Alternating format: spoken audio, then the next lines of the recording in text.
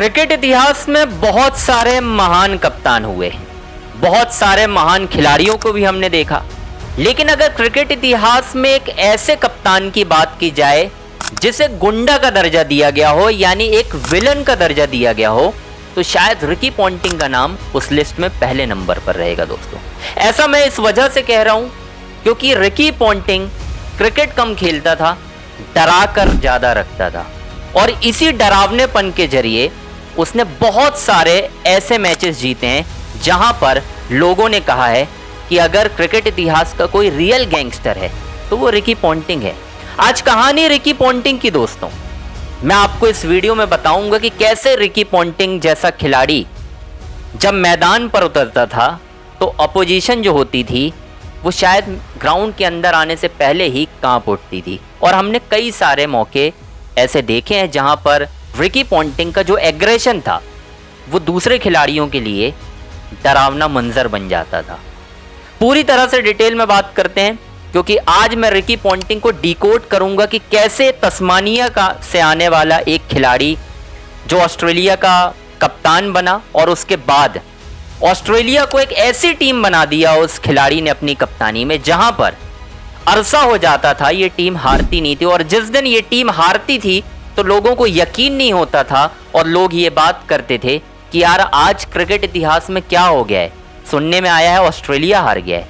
ये पूरी तरह से जलवा बरकरार रखा था रिकी पॉन्टिंग ने।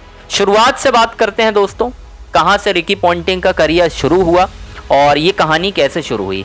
रिकी पॉन्टिंग की शुरुआत होती है दोस्तों जब पहली बार रिकी पॉन्टिंग को एक स्कूल में, एक क्लब में, जब सचिन तेंदुलकर गए थे ऑस्ट्रेलिया, वहां पर बुलाया गया था और ये स्कॉलरशिप मिली थी उन्हें। यानी रिकी पॉन्टिंग शुरुआत से ही इतने टैलेंटेड थे कि उन्हें स्कॉलरशिप मिली थी और सचिन को देखने वो पहली बार गए थे। और सचिन को जब वो देख रहे थे तो उनको ऐसा लग रहा था कि यार मैं ये किस खिलाड़ी को देख रहा हूँ, इतना शानदार खेल रहा है ये खिलाड़ी। ज़्यादा वक्त नहीं बीता दोस्तों, 1995 में जब हमने देखा कि रिकी पॉन्टिंग धीरे धीरे एक खिलाड़ी आता है। तस्मानिया से बहुत कम खिलाड़ी आए हैं ऑस्ट्रेलिया में, रिकी पॉन्टिंग वन ऑफ दोस्त जिन्होंने आकर जलवा बिखेरा है। लेकिन शुरुआत उतनी अच्छी नहीं रही दोस्तों रिकी पॉन्टिंग की। बतौर खिलाड़ी रिकी पॉन्टिंग थोड़ा सा स्ट्रगल करते रहे, लेकिन धीरे धीरे जब रिकी पॉन्टिंग ने अपना जलवा दिखाना शुरू किया तो फिर वो रूथलेस बन गए दोस्तों। चाहे वो अग्रेशन में अंपायर को इशारा कर कर आउट मांगना कि भाई मैंने कह दिया है आउट दो, या फिर वो इंस्टेंस आपने देखा होगा जब शरद पवार से उन्होंने ट्रॉफी छीन ली थी। यानी क्रिकेट के मैदान पर जब हम बात करते हैं क्रिकेट की तो हम कहते हैं यार इसे जेंटलमैन गेम कहा जाता है, लेकिन रिकी पॉन्टिंग ने इसकी संज्ञा बदल दी थी दोस्तों। रिकी पॉन्टिंग ने बताया था कि इस खेल में सिर्फ नतीजे मायने रखते हैं, आपका क्या एटीट्यूड है, आप जेंटलमैन गेम खेल रहे हो या नहीं, ये मायने नहीं रखता है, सिर्फ मेरे लिए जीत मायने रखती है। और पॉन्टिंग ने ये दिखाया था पूरी तरीके से।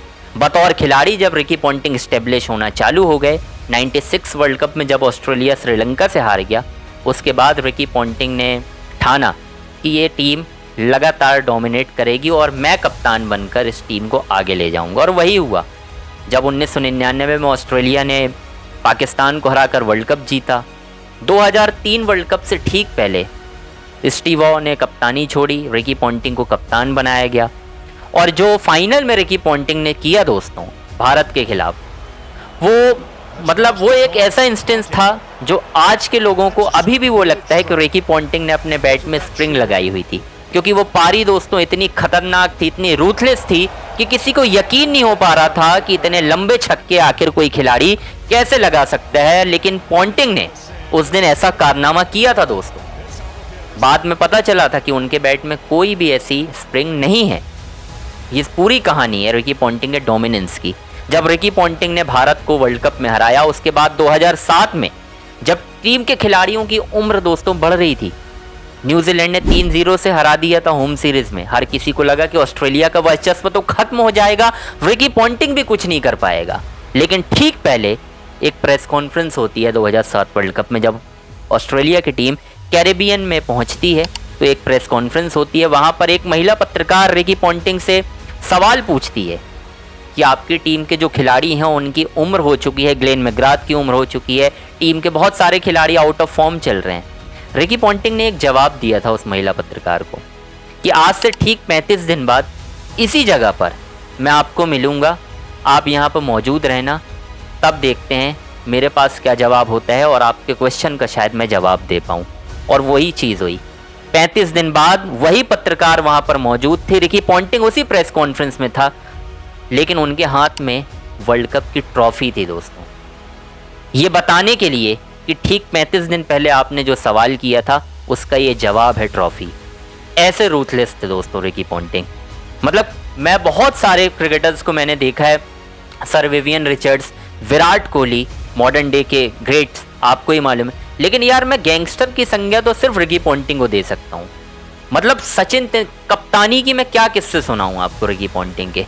मुझे पहली बार याद पड़ रहा है जब सचिन तेंदुलकर को किसी ने आउट करने का एक नया तरीका निकाला था, 2 कवर्स लगाकर। ब्रैड विलियम्स ने गेंद डाली थी, सचिन तेंदुलकर ने कवर पे शॉट लगाया था और खुद उन्होंने कैच लिया था। वहां से लोगों को बताया कि कप्तानी के ये भी तरीके हो सकते हैं, आपको इस तरीके से सोचना होगा। 13,000 से ऊपर रन, वनडे क्रिकेट में 300, टेस्ट क्रिकेट में आप देख लीजिए उनके रिकॉर्ड्स हर जगह, चाहे ईडन गार्डन हो, MCG हो, पर्थ हो, वाक, कोई भी मैदान हो, आप सिर्फ नाम लीजिए, ये खिलाड़ी आपको रन बना के देगा। अपनी कप्तानी में 22 लगातार मैच जिताए हैं इस खिलाड़ी ने वर्ल्ड कप में, 22 लगातार, 16 बार। 2 इंस्टेंसेस ऐसे हुए हैं जब ऑस्ट्रेलिया ने लगातार जीत हासिल की है, हालांकि दोनों बार जो पॉन्टिंग का वजूद था वो भारत ने ही तोड़ा था। धीरे धीरे दोस्तों चीज़ें आगे बढ़ती गई, रिकी पॉन्टिंग का जो दबदबा था वो कम होता हुआ दिखाई दिया। एशेज में जब केविन पीटरसन और एंड्रू फ्लिंटॉप ने तिलिस्म तोड़ा रिकी पॉन्टिंग का, जब पहली बार ऐसा लगा कि यार क्रिकेट इतिहास का ये जो विलन है, क्या ये थोड़ा सा फीका पड़ता जा रहा है, क्योंकि अब धीरे धीरे नए खिलाड़ी आते जा रहे थे, ऐसा लगने लगा था। आलोचनाएं हो रही थी, रिकी पॉन्टिंग को धमकियां भी मिलने लगी थी। जब बांग्लादेश से हारे तो किसी ने गले काटने की धमकी भी दी, लेकिन ये खिलाड़ी नहीं माना, इसने वापस चीज़ें बदली। लेकिन वक्त बदला, महेंद्र सिंह धोनी एक ऐसे लीडर बनकर आए जिन्होंने CB सीरीज़ में पॉन्टिंग की कप्तानी में ऑस्ट्रेलियाई टीम को उनके घर पर ही हरा दिया। और उसके बाद पॉन्टिंग से भी सवाल होने लगे कि क्या ये सितारा अब फीका पड़ने लगा है, क्या इस खिलाड़ी की वो जो आग थी, वो एग्रेशन था, जो रूथलेस एग्रेशन था, क्या वो कम पड़ने लगा है। और वो कम पड़ने लगा था। वक्त बीता, कप्तानी छीनी गई, फॉर्म खराब हुई, बहुत सारी चीज़ें बदली दोस्तों, लेकिन वो खिलाड़ी हार मानने के लिए तैयार नहीं था। वो लड़ता रहा, लेकिन लड़ते लड़ते जब वक्त ऐसा आया कि शायद वो पॉन्टिंग खोता जा रहा था कहीं, तो उस खिलाड़ी ने रिटायरमेंट का अनाउंसमेंट भी कर दिया। मतलब एक ऐसा खिलाड़ी जिसने ये दिखाया कि मेरे लिए जेंटलमैन गेम मायने नहीं रखता, मेरे लिए नैतिकता मायने नहीं रखती, मेरे लिए सिर्फ एक चीज़ मायने रखती है, वो है जीत। ऑस्ट्रेलिया को रूथलेस बनाना, क्रिकेट को एक नए लेवल पे पहुंचाना। चाहे वो 434 वाला वो मुकाबला आप देख लीजिए, पहली बार 400 रन बने, चेज़ भी हो गए, रिकी पॉन्टिंग ने 100 भी लगाया।